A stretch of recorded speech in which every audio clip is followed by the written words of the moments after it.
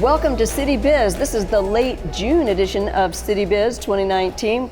Michael Halley, City Councilman, Melinda Arndt, your host, mostly trying to get information and listen to Michael so we can get caught up with what's going on around the city, especially from the point of view of City Council action.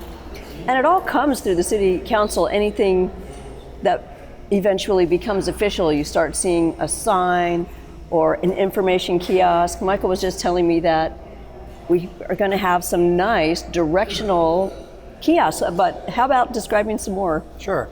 So Terry Baker from the Convention and Visitors Bureau came to council our last meeting to present a project that the Wayfinding Commission is working on. So we had a wayfinding study done where some experts came in and advised the city on how to better help visitors find what they're looking for. Yeah. So there are going to be 2 kiosks about 6 feet tall that have an updatable map. So one side will show the downtown and list all of the restaurants and unique businesses, and also some main attractions such as this facility, courthouse, etc. And then the other side is kind of a broad map of town that shows where you can get on our trails and where our parks are located. So they'll be located two places downtown, one that you would be able to see facing north and south, and that's at the intersection of Main and Broadway. Makes sense. And the other one you'll see east and west, and that's at the intersection of Court and Broadway. And they'll be in that 2 corners of the square. Yep, 2 corners of the square, and they'll be in the brickwork that's along the edge, so they're not to block the sidewalk. And they're geared to be installed mid-August at this point. We were hoping to get them in by RAGBRAI, but at the same time, we don't need them by RAGBRAI because we have maps for the riders, so and information centers, they're gonna find what they're looking for. Yeah. But it's like, I cleaned my house recently because I had some family in town, and so, sometimes you use a pending date as a reason to get something done. Yeah. In 2013, the railroad company said they were going to upgrade all our pedestrian crossings before RAGBRAI, and all the work got completed after RAGBRAI, but it got done. And so, the same with this. We were aiming for before RAGBRAI, but it didn't quite work out, so they'll be in August. Yeah, at least there's a target. Yep. Oh, I look forward to seeing those. Keep your eyes open for those, and that's kind of the beginning of directional signage. So we're starting with the downtown, and then we want to do signage along the roads that point you in the right direction. I was just in another city in Iowa, and you really can use your phone a lot, but you don't want to be looking at your phone while you're driving. So the directional signage that's right there, you're already looking forward, and it's up on the side of the road is safer. And some of the cities that have it that we visited really looks nice, and it really helps you find just the main attractions. You can't put everything, but just the main locations that people would be looking for. And some arrows. Some arrows, exactly. Which way? It's that simple.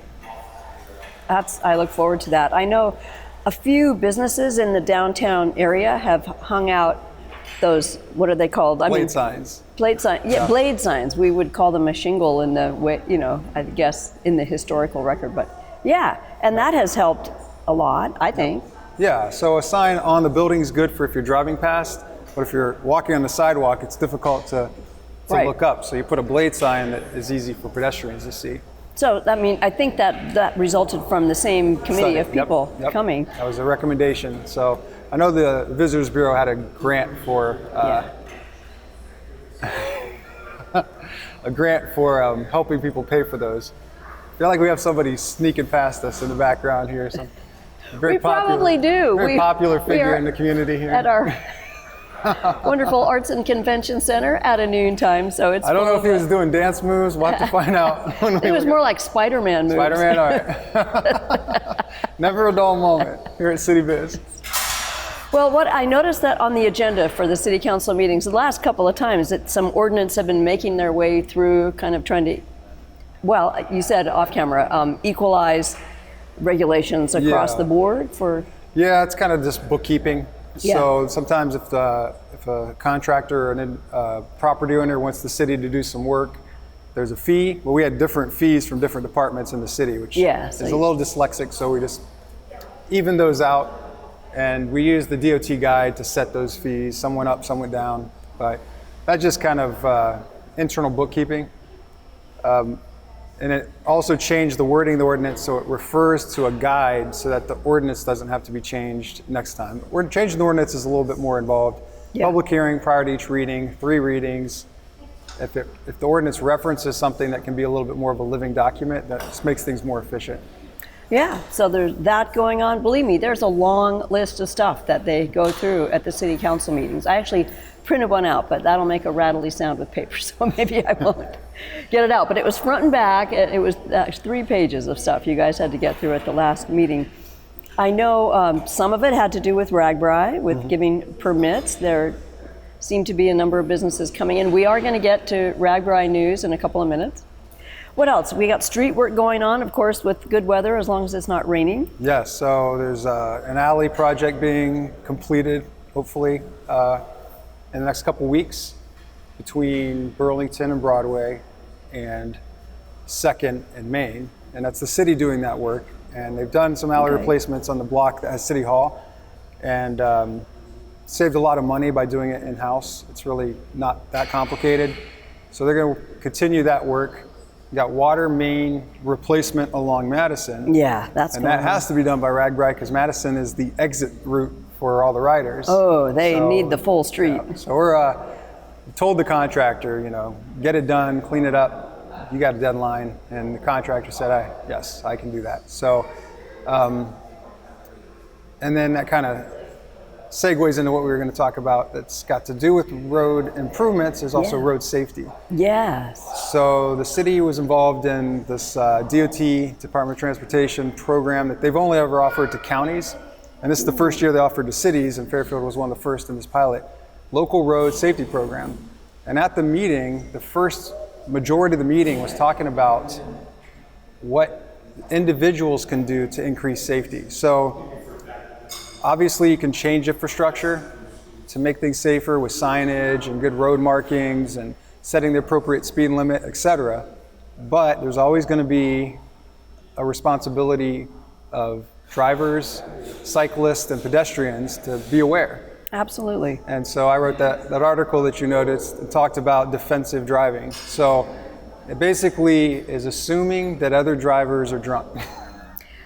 Or distracted. Not paying attention in some way. Well, basically, it's Ds. defensive walking, defensive bicycling, and defensive driving, I Never guess. assume that everyone's looking out for you.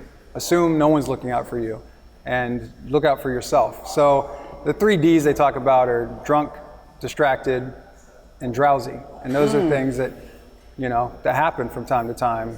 Obviously, some are avoidable. And distracted these days mostly means people looking at their phones. I was just on the highway yesterday, and you can tell when someone's looking at their phone because they say that looking at your phone makes you as susceptible to accidents as being over the limit drunk, because you're as equally distracted. You're not watching the road, you're not watching traffic. Usually the person weaves a little bit, they're not even staying straight. I saw the person, I said, I'm gonna get past this person, put them in my rearview mirror. I don't want to be anywhere near them. That's dangerous. So always what I want to do. So and it's just the idea is to get where you're going safely, no harm to yourself or others. So it's pretty basic. So many of the laws that we have are just basically like don't be a jerk kind of laws. Yeah, be alert, don't be a jerk. Be considerate. Is it important to look at your phone, or is it more important to watch the road? Probably more important to watch the road. So. We'll continue to roll out both. The city will do its part to make intersections safer and make roads safer as much as we can. There's always going to be that responsibility of the people walking, driving, and riding their bikes to stay aware and obey the rules of the road and just be safe. Yeah, and we'll see maybe further along down the road, so to speak, in time, whether or not some of the issues that people bring up over and over, like a stoplight at the fairgrounds and Walmart, turning place, and roundabout here and there. But I guess those things are in future editions. Well, again, everyone's got an idea of what would work, and then you got to use what has been proven to work and what's appropriate. So, and what we have the budget for. Of course. So We're looking at all of Burlington as a result of local road safety program. We're going to be doing a traffic study of the entire stretch of Burlington. There's a grant available for that. And wow, like clear from Fessler's all the way out to Oberlin Sheepskin. Yeah, yep. Wow. Entire part of the city. So that's one of our major roads. City limits. Okay. Yep. So we'll look at that, and they'll give it advice on how to improve safety along there. But we really need to get to our big event coming up. Yes. This will be our last time doing Good CityBiz segue. between now and then. Really? We won't have one before RAGBRAI? Well, we have one the day before, and I don't know if I'll be able to make it. So okay. I was thinking we could show up in our steampunk goggles, right, we'll try. We'll really try. If we get to do one, we will. Just a reminder, July 25th, it's going to be crazy. People everywhere, cars, vehicles, buses. Even the day before, some road closings will start, right? The downtown. So this year, the downtown street closures will be the same as they were last time. So there's a portion of Burlington, essentially from half of Main. So we leave Main open over towards B Street. Yeah. And then basically the whole downtown. Now, one thing that's different is last time, the people who wanted to drink alcohol were partitioned off into a portion of the downtown. Yes, there was on the square. Yep. This time, the entire downtown is the beverage garden. That's a change that RAGBRAI cities have made in the last 6 years. So people will be wandering around with their drinks the entire downtown. Now, the benefit is we don't have to put up 2 layers of snow fence that block the entrances to people's businesses. But for those who are sensitive to others drinking alcohol, just be aware that not going to have a bunch of drunk people running around, but they will be allowed to carry their open container. So that's okay. That's a change. Downtown. That's important to note. Yep.